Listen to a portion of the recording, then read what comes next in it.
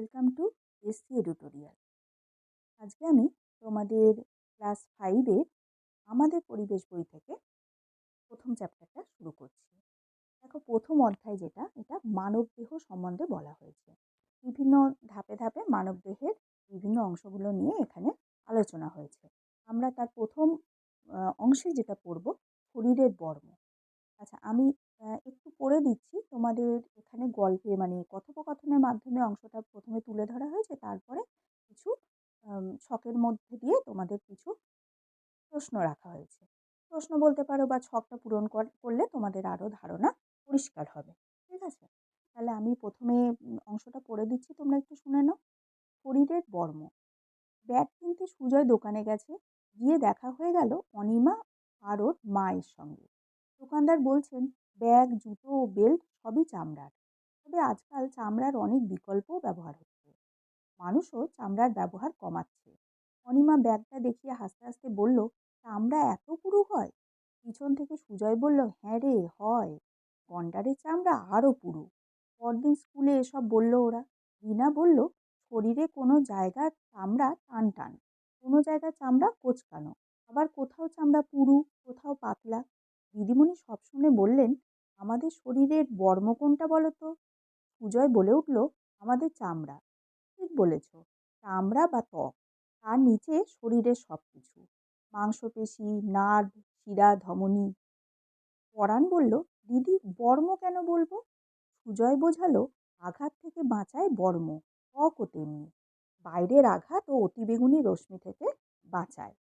চামড়ার নিচে মাংসপেশি, শিরা, ধমনী রয়েছে, ত্বক এদের বাঁচায়, নইলে সামান্য আঘাতেই রক্ত পড়ত। রিনা বলল, শিরা, ধমনী সব নলের মতো, তাই না? রফিক নিজের হাত দুটো উপুর করে মিনাকে দেখালো, বলল, এই দেখ কিরকম নল দেখা যাচ্ছে। চামড়ার নিচে ফুলে রয়েছে, নলগুলোর শাখাও রয়েছে। এগুলো শিরা না ধমনী? ওগুলো শিরা।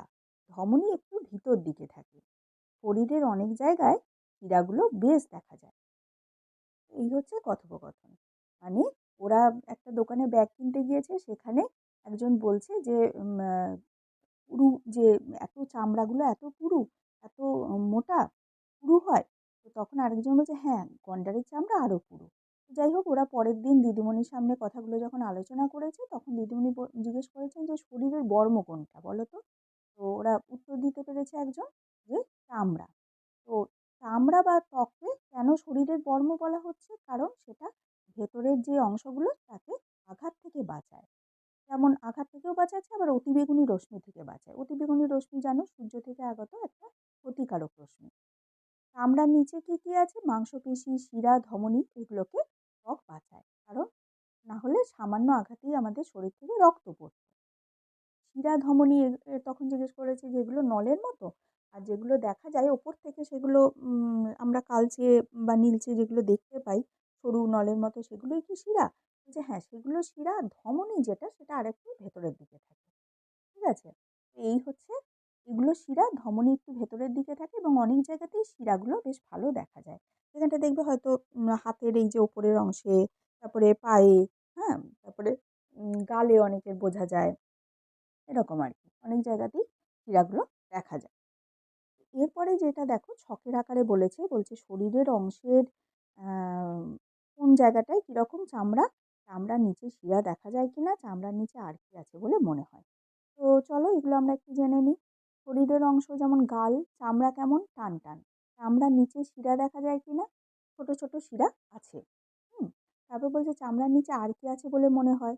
তো গালে, চামড়ার নিচে কি আছে? মাংসপেশি, রক্ত, স্নায়ু, শিরা, ধমনী, এগুলো আছে। গলা, গলার চামড়া কোঁচকানো, নরম। চামড়ার নিচে শিরা দেখা যায় কিনা? হ্যাঁ, কালচে নীল রঙের শিরা দেখা যায়। চামড়া টিপলে আবার এর নিচে কি আছে বলে মনে হয়? কোথাও মাংসপেশির অস্তিত্ব বোঝা বোঝা যায়, আবার কোথাও যেন মনে হয় যে হাড়ের অস্তিত্ব টের পাওয়া যাচ্ছে। তারপর দেখো হাতের তালু, এটার চামড়া কেমন? টান টান, শক্ত। চামড়ার নিচে কোনো শিরা আছে বলে হয়তো কখনো বোঝা যায়, কখনো বোঝা যায় না। হ্যাঁ, তারপর দেখো হাতের তালুর উপরের পিঠ, টান টান, নরম। চামড়ার নিচে ফোলা অবস্থায় শিরা আছে, হয়তো দেখা যাচ্ছে যে দেখো কোথাও কোথাও ফোলা ফোলা লাগছে, সেগুলো হচ্ছে শিরা, বোঝা যাচ্ছে। পদতল, পদতলেও আবার টান টান ও শক্ত, মানে পায়ের যে তলাটা। চামড়ার নিচে কোনো শিরা আছে বলে মনে হচ্ছে না। আর বলছে চামড়ার নিচে আর কি আছে বলে মনে হয়? তো প্রতিটারই চামড়ার নিচে হাতের তালুর নিচের দিক, পদতল, নখ ইত্যাদি টিপলে রক্ত তো আছে বোঝাই যায়। চামড়ার নিচে সরু মোটা কালচে নীল রঙের শিরা আছে বোঝা যায়। কখনো কখনো হয়তো সেটা নাও বোঝা যেতে পারে। ডান হাতের বুড়ো আঙুল দিয়ে যদি বাম হাতের নাড়ি টিপি তাহলে আমরা কি বুঝতে পারবো যে একটা স্পন্দন অনুভব করতে পারবো। ঠিক আছে? তাহলে এই যে স্পন্দনটা এটা হচ্ছে ধমনীর অস্তিত্ব। ঠিক আছে? বুঝতে পারলে তাহলে? এরপরে দেখো আমাদের যে অংশটা সেটা হচ্ছে পাতলা পুরুর মাপজোক। পাতলা পুরুর মাপজোক আমরা অংশটা একটু পড়ে নিই। পরদিন দিদিমণি আসার আগে ত্বক নিয়ে কথা শুরু হলো। আমিনা নিজের হাতটা দেখছিল। একসময় বলল, চামড়া যেখানে পাতলা সেখানেই শিরাগুলো দেখা যায়, চামড়া যেখানে মোটা সেখানে দেখা যায় না, তাই হাতে চেটোর দিকে শিরা দেখা যায় না। সবাই নিজের নিজের হাতের দুপিঠ দেখে নিল। আমিনা ঠিকই বলেছে, কিন্তু চামড়া কোথাও পাতলা কোথাও পুরু কেন? সুজয় বলল, হাতের কোন দিকটায় বেশি ঘষাঘষি হয়? রিনা বলল, চেটোর দিকটায়। রফিক বলল, তাই হাত নিজেই চেটোর দিকে ত্বক মোটা করে নিয়েছে। ইতু বলল, পায়ের তলা চামড়া আরো পুরু, গোড়ালির কাছটা সবচেয়ে পুরু, গোড়ালিতে কি বেশি ঘষাঘষি হয়? রিনা বলল, হাঁটার কথা ভেবে দেখ, গোড়ালির ওপর শরীরে সব ভার পড়ে, সেখানে বর্মটা মোটা না হলে চলে?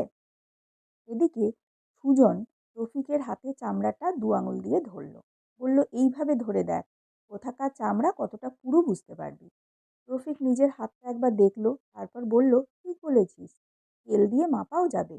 দিদিমণি ক্লাসে এসে এসব দেখে অবাক, এসে বললেন, নিজের হাত দিয়ে নিজের চামড়া ধরো, বন্ধুরা স্কেল দিয়ে মাপুক। কোথাকার ত্বক কত পুরু তা মাপা শুরু হলো। রবিনা নিজের হাতে চিমটি ধরে বলল, দিদি, এ তো 2 পর্দা চামড়া, তাহলে হাতের ত্বকটা আসলে এর অর্ধেক পুরু। ঠিক তাই, মাপটাকে 2 দিয়ে ভাগ করে নাও, ওখানকার ত্বক কত পুরু তা জানা হয়ে যাবে। ঠিক আছে? তাহলে ওরা এরপরে আলোচনা করছে কি কোন জায়গার ত্বকটা কতটা পুরু বা পাতলা। হ্যাঁ, তো যেমন কেউ হয়তো বলছে যে হাতের চেটোর দিকে শিরা দেখা যায় না, সেখানটা একটু পুরু। তখন বলছে ওখানটা বেশি ঘষাঘষি হয় বলে ওই জায়গাটা পুরু। কারণ বর্ম, তার মানে তাকে তো আঘাত থেকে রক্ষা করতে হবে। আবার পায়ের গোড়ালিটা নিয়েও কথা হয়েছে যে হ্যাঁ, ওখানটা তো আরও বেশি পুরু, কারণ হাঁটার সময় গোড়ালির ওপরে চাপ পড়ে, তো সেখানটার পুরু হবেই, তাই না? তো এইসব দেখে তো ওরা তখন বলল, কোথাও পুরু আবার কোথাও পাতলা। তো দিদিমণি বললেন যে হ্যাঁ, তোমরা নিজের হাত মানে চামড়াটা চেপে ধরো, তো অন্যজন সেটা মেপে দেখুক। তাতে একজন বলল যে আচ্ছা, চামড়াটা তো মানে 2 পর্দা চামড়া মনে হচ্ছে। যে হ্যাঁ, তাহলে চামড়াটা আসলে হচ্ছে অর্ধেক পুরু, যা তোমাদের ওই পুরুত্বটা বেরোবে তাকে হাফ করে নিলে, অর্ধেক করে নিলেই তোমরা কতটা পুরু ওখানকার ত্বক সেটা জানতে পারবে। তাহলে এরপরে যে ছকটা দিয়েছে দেখো, শরীরের নানা অংশের ত্বক কত পুরু তা মাপো, তারপর লেখো শরীরের অংশ ত্বক পাতলা না পুরু, কতটা পুরু, শরীরের অংশ ত্বক পাতলা না পুরু, এটা জানতে বলেছে। ঠিক আছে? তাহলে দেখো গালের কি হবে? ত্বক পাতলা না পুরু এমনি সাধারণভাবে বলো? ত্বক পাতলা হবে। হাতের তালু পুরু, পদতল পুরু হবে। চোখের আশপাশের চামড়াটা খুব পাতলা, বলে না চোখে যাতে আঘাত না লাগে। কেউ যদি চোখের কাছাকাছি কোনো আঘাত করে দেয় সেটা একটা বড় দুর্ঘটনা ঘটে যেতে পারে, তাই না? চোখের পাতা সেটাও পাতলা হয়। হুম তাহলে আমরা এই পর্যন্ত বুঝতে পারলাম যে মানবদেহের ত্বক এবং সেই ত্বকের কোন অংশ পাতলা পুরু এটা নিয়ে আমাদের একটা ধারণা হলো। ঠিক আছে? আমরা এইভাবে ক্রমান্বয়ে পরপর পড়ব অংশগুলো।